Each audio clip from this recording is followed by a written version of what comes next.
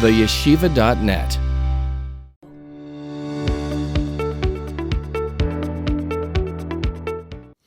Welcome everybody. We begin Rambam Hilchos Yesodei HaTorah Perek Vav.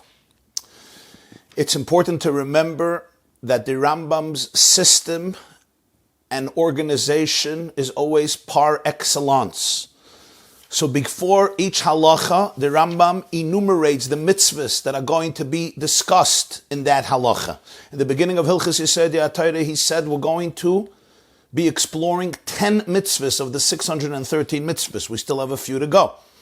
The first 4 chapters, he dealt with the mitzvah of Yedias Hashem, knowing that there is a God, not entertaining the thought that there is another God, knowing God's unity, love of Hashem, and awe of Hashem. In chapter 5, he discussed the mitzvah of Kiddush Hashem, to sanctify Hashem, and the prohibition of desecrating Hashem's name. The 8th mitzvah, there's still 3 mitzvahs to go. The 8th mitzvah, he said, was Shaloi la'abed dvarim shenikra shmai aleim, not to destroy things upon which his name is conferred on them. This is the theme of chapter 6, Perek Vav, Perek Shishi, Aleph.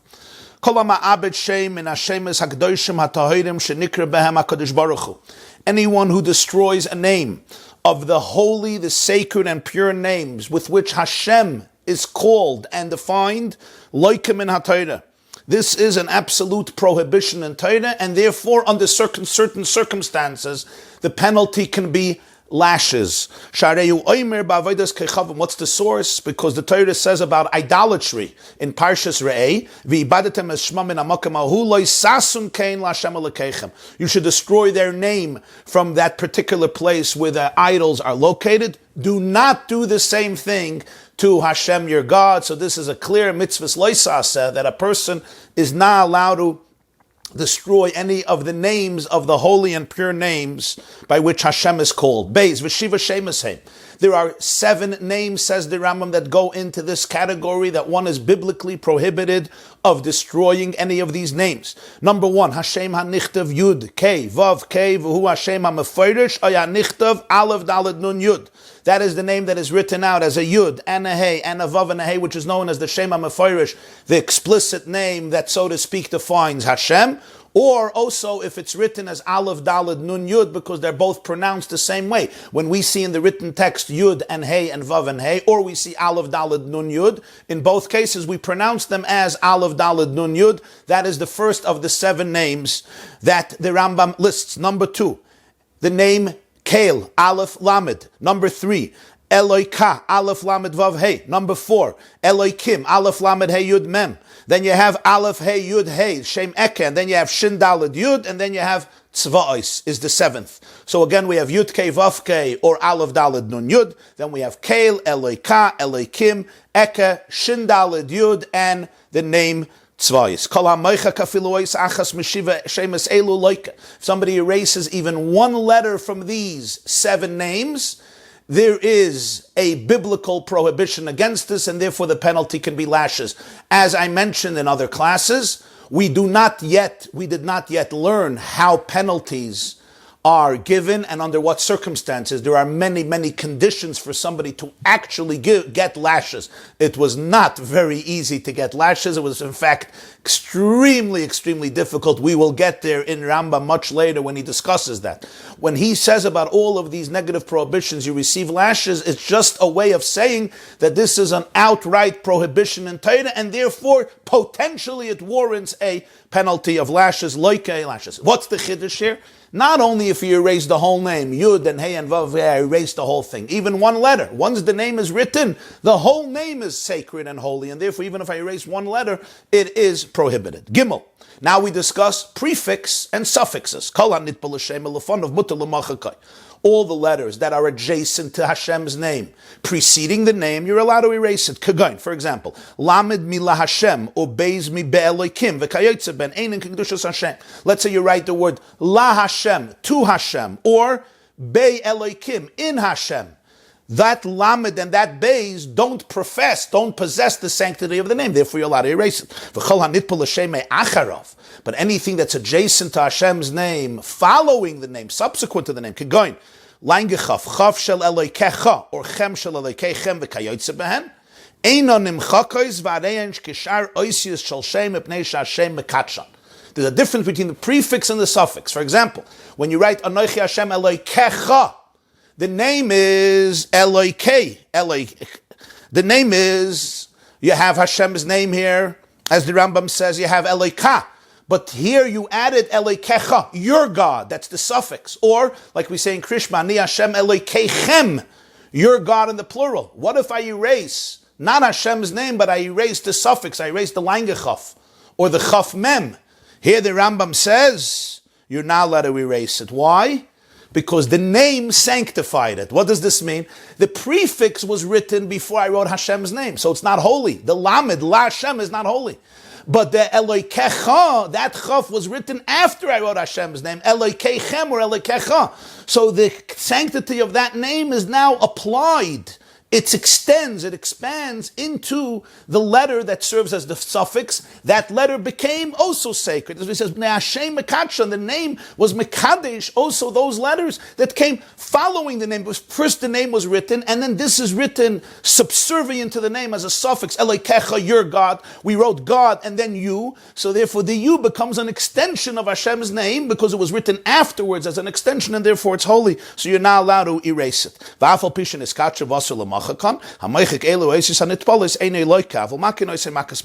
And even though these suffixes became holy and you're not allowed to erase them, if you do, there is absolutely no penalty of lashes. However, there's makanois and makas mardus. Makanois and makas mardus means you give one rebellious, lashes for rebelliousness, which is basically the way of saying that this is a rabbinic prohibition, and therefore the court decides what is the best way and most appropriate way to penalize this person. It's not a biblical prohibition, or even some who say it is a biblical prohibition, but it's not something that deserves a biblical penalty. It would be like if somebody eats a chatzi shir. Let's say somebody eats a half of the volume of an olive, of something that's prohibited.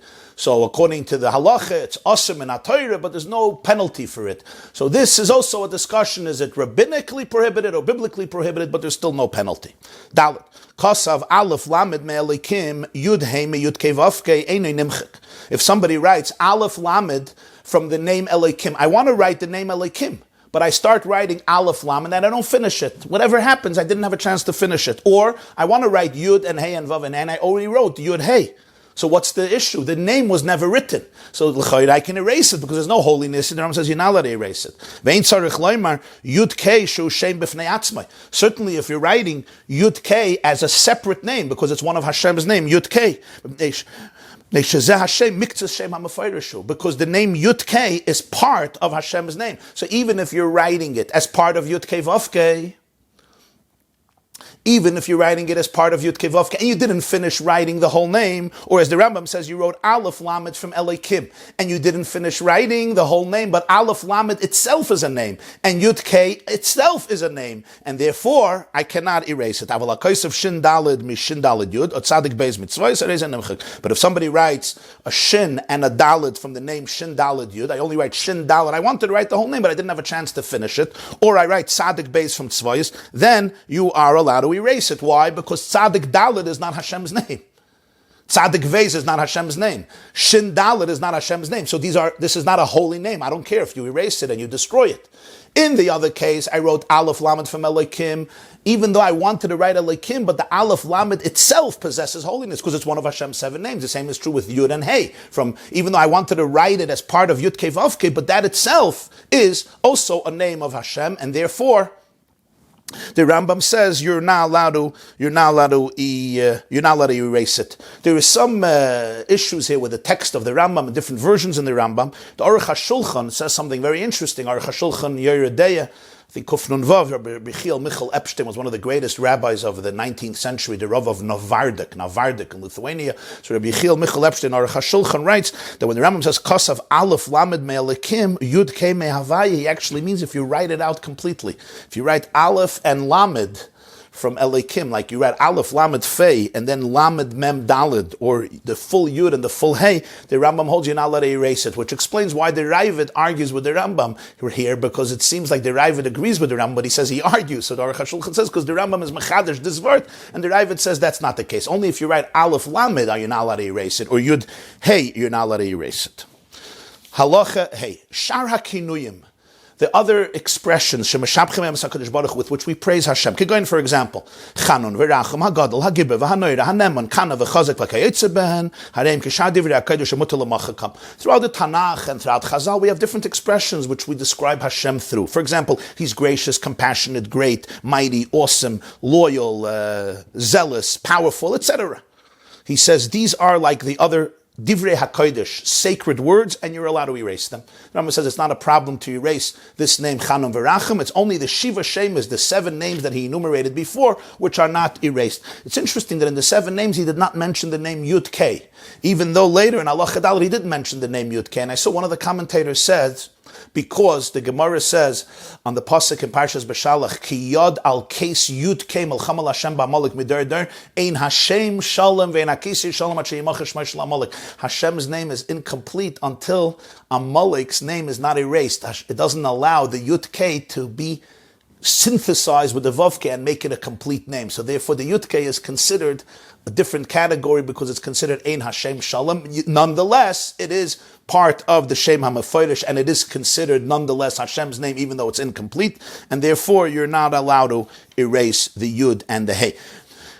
I know some texts say here, Areim Kishar Sifrei HaKodesh. I'm quoting the manuscript of Oxford and Berlin of the Rambam, where it says Areim Kishar Divrei HaKodesh, not Kisvei HaKodesh, because this creates a real situation here, because the Rambam says it's like the other holy writings which you're allowed to destroy, you're allowed to erase, and that would seem to contradict what he's going to say in Halacha Ches. But if it says Areim Kishar Divrei HaKodesh, it means it's like other holy words that were not written as part of a Tanakh or a Sefer Torah, which the Rambam holds, apparently you're allowed to erase. Vav. Kli shahaya shem kosav Allah. Fascinating Allah. If you have a vessel, and the name of Hashem was written on the vessel. Somebody wanted to give you a beautiful gift, so they gave you a kvar to wash your hands, and they write Hashem's name, right? So you should be able to know the bracha that you write, that you say when you wash your hands. So they have Hashem's name written on the keli. You have to cut out the place of Hashem's name, and you have to conceal it. You have to hide it out of a sign of respect. You can't even benefit from that part where Hashem's name is written. In other words, it's not just you kaitzetz, you cut it out. What do you care if it's there? You're not going to erase it. But actually, the Rambam is teaching you, forget about destroying it. I can't even benefit from the part of the keli where Hashem's name is on it. Use it for my personal benefit. And even if the name of Hashem was engraved in a metal vessel or in a glass vessel, and the person melts down the vessel, this is considered destroying Hashem's name, because you actively destroyed Hashem's name. When you melt down a vessel, hittich, you destroyed Hashem's name, and therefore there could be the penalty of lashes. And here there's a big chiddush, because this name is not written on a manuscript, it's not written in a Sefer Torah, it's just a name written on a keli, it's not the place for it. The Rambam says, no, this is holy, I'm not allowed to melt down the vessel. So what do? You cut out the place, and you hide it. What happens if somebody writes Hashem's name on his flesh? He writes it on his flesh. Can you imagine? He writes, what do you do now? The person should not wash this place or smear it with oil, because basically what you're doing is you're erasing Hashem's name. Nor can you stand in a place of excrement, because it's disrespectful to the holiness of Hashem that's manifested in the name that's written on my flesh. Fascinating halacha. What a person has to go to the mikvah, and it's a mitzvah to go to the mikvah. Then Heretical of gemi v'toivel. Then he wraps some reeds around it, and he goes into the mikvah.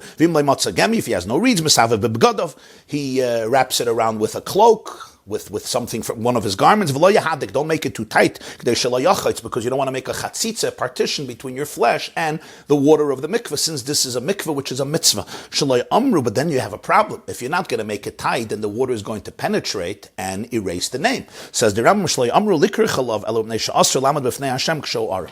The reason they wanted you to wrap something around the name is only for one reason, because you're not allowed to stand in front of Hashem when you're naked. And when there's a name of Hashem on my flesh, and I'm going down to the mikveh, I'm basically present in front of Hashem, or Hashem's energy, Hashem's holiness, Hashem. He says, B'fnei Hashem, when I'm naked. So therefore I wrap it around and I conceal it. So therefore I don't mind if there's still a little space. It shouldn't be so tight, because I need the water to go in. When the water goes in, it's going to get erased. And the Rambam said you're not allowed to wash it off and you're not allowed to smear oil on it. What's the difference? The difference is when I smear oil on it or I wash it off. Let's say I take a washcloth and I scrub it off. I take soap and I scrub it off with my hand. I take water and I rub it off. Then I am directly destroying it. The pasuk that the Rambam quoted in Halacha Aleph was Lo sasun kein Hashem alekechem. You're not allowed to do it. But when I'm going to the mikveh, I'm trying to do a mitzvah, and because the water gets into it, it gets erased, that I am not liable for.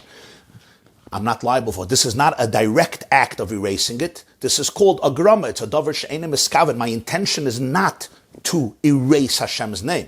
My intention was to go to the mikveh.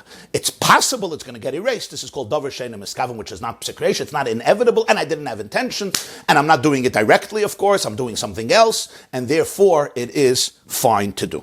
Why do you then have to cover it? Not because you don't want to erase it, because you're allowed to allow the water to erase it, only because you're not allowed to stand in front of Hashem without clothes when you're naked. Halacha Zayin.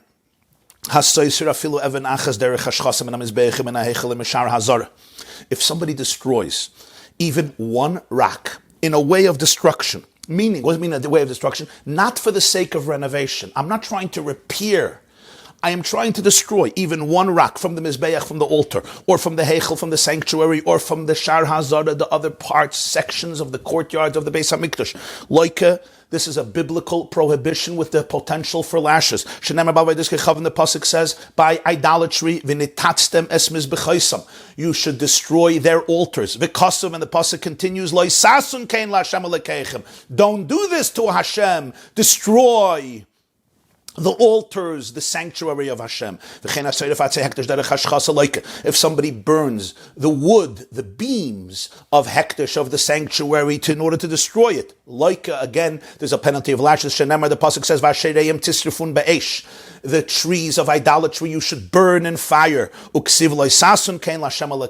don't do this to Hashem, your God, and therefore we have here another prohibition. Till now we spoke about destroying Hashem's names. Now we're talking about destroying a part of the Mizbeach, the Heichel, the Azara, the beams and wood of Hekdesh. This is all biblically prohibited.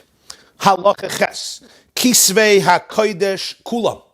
All of the sacred writings, which refers usually to the writings of Tanakh that are transcribed on parchment, upirushehem, and their commentaries, ubiureim, and their explanations, asur l'sarfam ela abdam b'yad. You're not allowed to burn them or destroy them with your hands. In other words, to directly destroy it by burning it or with your hands is prohibited. V'ama abdam b'yad, and if somebody does that, makin oisai makas mardus. Again, he receives the rebelliousness, the lashes of rebelliousness, which is the idea that the rabbis, the court, determines what is the appropriate penalty. We're not talking about holy writings that have Hashem's name. If it has Hashem's name and you burn it and you destroy it, we already spoke that that's a biblical prohibition. Here we're talking about the holy writings of the Tanakh, but it's verses or explanations that don't have Hashem's name. And this includes their commentaries and their explanations. Fascinating. When is this said? If it was holy writings that were written by a Jew in holiness, the Jew wrote it with a consciousness, with a sense of kedusha. But what happens if you have an apikoros Yisrael, meaning a Jewish heretic, a Jew who doesn't believe that the Torah is divine, the Torah is from heaven, and he writes a Sefer Torah. He writes Kisveka, he writes a whole Sefer Torah from Bereshis till the end. What's the halacha? Sarfin oisai im haskaris shabai. You burn it together with the names of Hashem inside of it. What do you mean? Because this person does not believe in the holiness of Hashem, and therefore he did not write it for the sake of Hashem. In his mind, it's just regular literature. You have Shakespearean plays, and you have biblical texts. And therefore, because in his mind it is only literature, so therefore, v'hoyil v'daitay kain, since this is his mindset when he's writing these words, even Hashem's name, Kadesh Hashem, the name never became sanctified, because for this person, it's just literature. And therefore, there's no prohibition of destroying it. On the contrary, mitzvah l'sarfai. Why would it be a mitzvah to burn it? Just say, you could burn it. He says, no, in order not to leave over a name for the heretics or their actions. Fascinating. This is all somebody who's a Jew and he's a heretic, he doesn't believe. A Gentile, he wrote Hashem's name, then you hide it. Or if you have the holy writings which are just decomposed, they rotted after a while, or a Gentile wrote them, not Hashem's name, just Kisvi HaKodesh, holy writings. Here again, the halacha is Yigonezu, they should be hidden. Halacha tes, Kol Hashemus Ha'amurim Ba'Avram Kodesh. All of the names that are said in the story of Avraham, in Bereshis, in Parshas Vayera, are all holy. In other words, they refer to Hashem. Av zeh shenemar Adonai imna matzasi chein al nasava al avdecha hareyu kodesh. It's a fascinating halacha. In the beginning of Parshas Vayera, 3 guests come to visit Avram Avinu. Avram Avinu turns to the guests and he says, it says, Vayomer, Avram Avinu refers to Aleph Daled Nun Yud, please don't go away from your servant. Who is this Aleph Daled Nun Yud referring to? On one level, you could say he's referring to the 3 guests. He calls them my master, speaking to the one who is the most senior one of them, please don't leave. If that's the case, if I write that word, Aleph Daled Nun Yud, you can erase it, because it's not Hashem's name. It's just my master. It's a human master, the people who were visiting, or the angels who were visiting Avram Avinu. Says the Rambam, that's not the case. The Aleph Daled Nun Yud here is referring to Hashem, and therefore Hareyu Kodesh, and therefore it's sacred. Unlike the opinion, this is a discussion in Maseches Shvuas Daf Lamed Hey. Is this Aleph Daled Nun Yud referring to the angels or referring to Hashem? The halach is referring to Hashem. And of course, the consequences are enormous. Not only if you're allowed to erase it, but if something so significant. If Hashem was telling the angels, please don't, if Avram Avinu was telling the angels, please don't leave, okay. He was telling the guests, please, I want to be your host, accept my invitation and allow me to graciously offer you my hospitality. If he was telling this to Hashem, it means he was telling Hashem, please, I have guests, wait up until I finish with the guests. He's telling Hashem, who came to visit him, Hashem, wait up till I finish, which is, of course, from where our sages derive, that welcoming guests is greater than welcoming the Shechina. So Avram Avinu tells Hashem, Aleph Daled Nun Yud, Al Nasavra May Alavdecha, please stay here. Because the welcoming of the guest, in a way, is deeper than Kabbalas Pnei Hashchina. Hashem is Hamurim Beloit. Kol Hashem is all the names of Aleph Daled Nun Yud. Later in the parsha, when Loit meets his guest, and he also uses this word, it's all chayil, it's mundane. Chutz mizeh, besides one, Vayomer Loit Aleim Alna Aleph Daled Nun Yud Alna Adonai Hi Namatzasi Avdecha Chen Lachis Es Nafshi. At the end of the story, when Loit is being escorted out of Zdaim, which is about to be destroyed, he says, please, my master, you have allowed me, you have given me the grace and given me life. Here, this one is referring to Hashem, as the Gemara says, Mishayesh biyadei lahamis alachia is the one who can give somebody life or death. This Aleph Daled Nun Yud is already a name of Hashem. Kol Hashem es hamurim begivas binyamin. All of the names of Hashem related in the story of Givas Binyamin. Now remember, the Rambam writes in the introduction that this sefer follows the Tanakh, Mishneh Torah. In other words, he assumes that you know the whole Tanakh before you started to learn Mishneh Torah. All the names of Hashem in Givas Binyamin. The story of Givas Binyamin is the story of the mound of Binyamin at the end of the book of Judges. This is the famous, horrific story known as Pilegesh Begiva, when a Jewish woman was left to die, and not just left to die, she was murdered horrifically, and the Jewish people came to war against the tribe of Binyamin, who became accomplices to the murderers and would not give them up to be tried according to justice. And the Jews went to a war against Binyamin, and they were defeated horribly until they ultimately became victorious. And you might think they were maybe turning not to the real God, maybe to some deity. So that's why the Rambam says, no, all the names of that parsha in Shoftim are kodesh, they're sacred, you're not allowed to erase it. Kol Hashem es hamurim b'micha.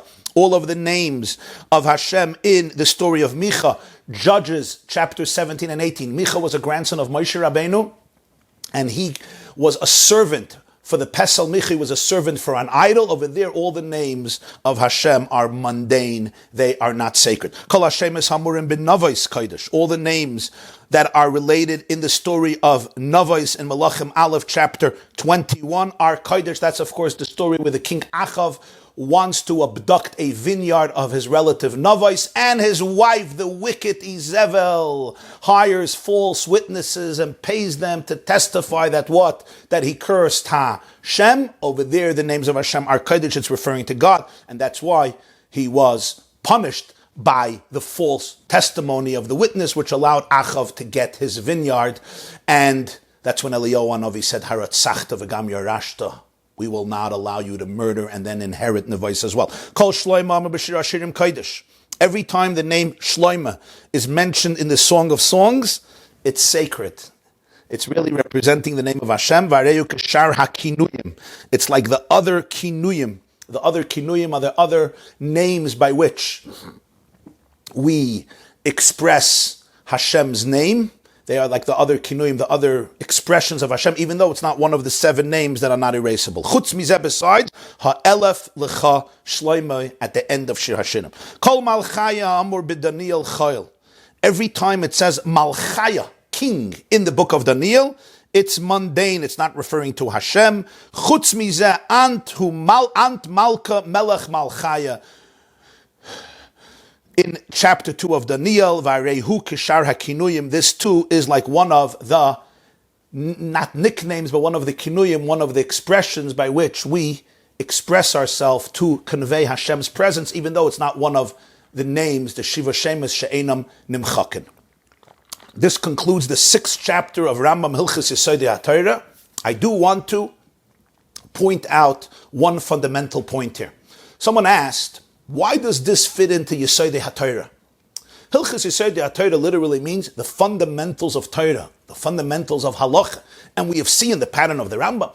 The first chapter was about God's presence. The second chapter was about God's knowledge and the worlds that Hashem created and the unity of Hashem and the malachim, the 10 levels of malachim that exist. And Perek Gimel discussed the story of our cosmos, just like Perek Gimel and Daled, Ma'aseh Merkava, Ma'aseh Bereshis. And this is all to know something about Hashem and know His creation and reach love, to reach a state of love and awe. And then the next chapter, chapter 5, is the mitzvah of Kiddush, Hashem sanctifying Hashem's name, that which we're allowed to do, we're not allowed to do, that which we have to die for, that which we have to live for. And finally, at the end of Perek Hey, how through daily conduct a Jew can create, God forbid, a Chilul Hashem or a Kiddush Hashem. Later, the Rambam is going to get into prophecy and to Torah from heaven. That's going to be the subsequent chapters. Very, very fascinating. A mamash fundamental to Yiddishkeit, something they should be learning in every single yeshiva. But Perek Vav seems like isolated halacha. You know, Hashem's name is written on a keli, and I'm not allowed to melt the keli. Hashem's name is written on the blackboard or on a piece of paper, and I'm not allowed to erase it. This the Rambam puts in right here in Hilchos Yesodei HaTorah. But perhaps the Rambam is here saying something very powerful. And you could deduce it from one line in the Rambam, and that is, he says, when you have your name written on your flesh, you're not allowed to go to the mikvah without concealing, wrapping some reed or a cloak around the name, because you're not allowed to stand in front of Hashem when you're naked. What do you mean you're not allowed to stand in front of Hashem? He's standing in front of Hashem. I mean, Hashem is everywhere. But nonetheless, a person is allowed to go to the mikvah. What do we see here from the Rambam? The Rambam is telling us something very powerful. Hashem is infinite. Hashem is undefined. We cannot define His reality, as the Rambam told us numerous times. And yet, Hashem gave us certain names that capture, or so to speak, convey, or are conduits for divine sanctity, for Kedushas Hashem, for the presence of Hashem in a uniquely manifested and conspicuous way. It's not just a certain consciousness or awareness. Even the physical ink transcribed on a piece of parchment or a piece of paper or the person's flesh or engraved in a vessel, those physical shapes and letters become a real manifestation of Hashem's Kedusha in the physical world. And therefore, a person, when he erases them or she erases them or destroys them, you're not destroying letters. Who cares if you destroy letters? What's the big deal? We're always erasing letters. No, this is really, it's like a stab at the reality of divinity, which is, of course, a fundamental idea in Hilchos Yesodei HaTorah, that Hashem, in all of his absolute, undefined infinity, being omniscient and being omnipresent and transcending matter and space and time, nonetheless chose and gave an opportunity for his presence, for his infinite reality to be manifested, to become expressed and revealed to some degree in the very physical world, in the physical reality, in the name that we have, the name that we use to define Hashem, the Shiva Shemesh She'ein Nimchaken, those actually are sacred.